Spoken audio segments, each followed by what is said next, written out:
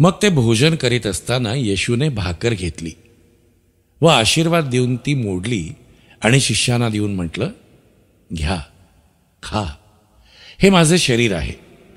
आणि त्याने प्याला घेतला व उपकार स्तुती करून त्यांना दिला व म्हटले, तुम्ही सर्व यातून प्या, हे माझे नव्या कराराचे रक्त आहे.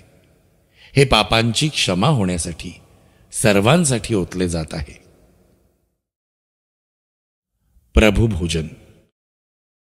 ती भाकर म्हणजे परिपूर्ण मनुष्य येशू ख्रिस्त, ज्याने स्वतःला जगाच्या पापासाठी खंडणी म्हणून दिलं.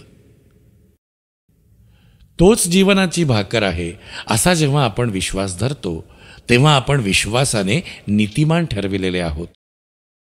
म्हणून आपणाला आपल्या प्रभू येशू ख्रिस्ताच्या द्वारे देवाबरोबर शांती आहे.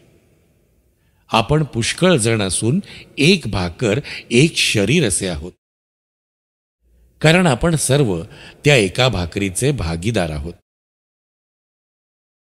तो प्याला म्हणजे देवाची पवित्र इच्छा, जी पूर्ण करण्यासाठी होणारे दुःख, क्लेश, छळ व यातना हे सर्व सहन करीत शेवटी वधस्तंभावरील मरण सोसणे हेच होय.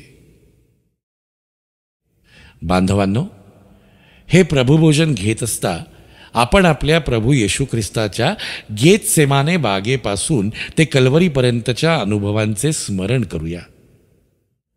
कारण हे वचन विश्वसनीय आहे की जर आपण त्याच्याबरोबर मेलो तर त्याच्याबरोबर जिवंतही राहू. जर आपण धीराने सोसतो तर त्याच्याबरोबर राज्यही करू.